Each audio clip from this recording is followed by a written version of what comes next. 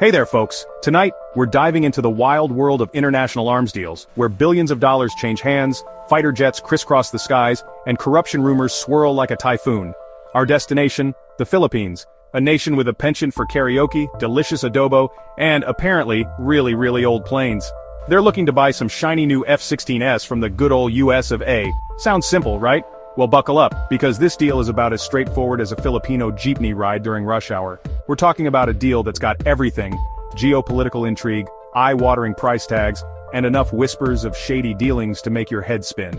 Is this a strategic masterstroke by the Philippines to beef up its defenses against a certain assertive neighbor?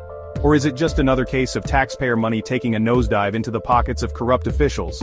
Tonight, we're gonna dissect this F-16 deal, separate the facts from the fighter jet fuel, and try to figure out if this is a smart move for the Philippines or just a recipe for disaster.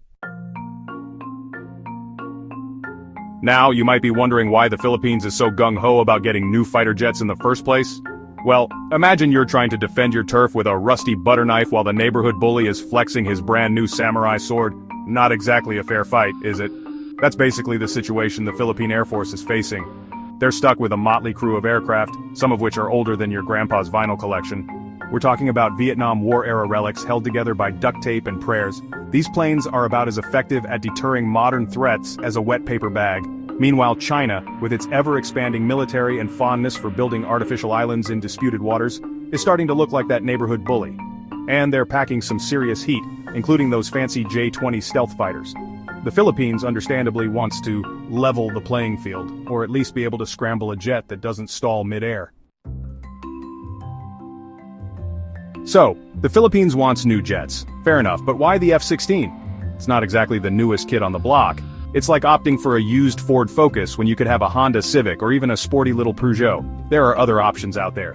For the same hefty price tag, the Philippines could have snagged a whole squadron of F/A-18S, those versatile jets that can land on aircraft carriers, and probably whip up a decent omelet with their multi-role capabilities, or they could have gone French and opted for the Rafale, a jet so sophisticated it probably sips espresso and corrects your grammar. So why the F-16? Well, some argue it's the best bang for their buck, a reliable workhorse that's seen plenty of action, and survived to tell the tale. Others whisper about good old-fashioned American lobbying and the allure of closer military ties with the U.S. Whatever the reason, the choice of the F-16 has definitely raised a few eyebrows, and not just because of those eyebrow-raising fuel costs. Now let's talk about the elephant in the room, or rather the giant price tag attached to this F-16 deal. We're talking a cool $2.5 billion for a dozen jets. Now, I'm no fighter jet aficionado, but that seems a tad steep, doesn't it? Like, did they throw in a year's supply of those little pretzels they give you on planes? Even used car salesmen would blush at that markup. For that kind of money, you'd expect the F-16S to come with gold-plated ejection seats and a complimentary in-flight massage. Naturally, this eye-watering price tag has fueled speculation that someone somewhere is getting a little something extra on the side. And by little something extra, I mean a hefty bribe.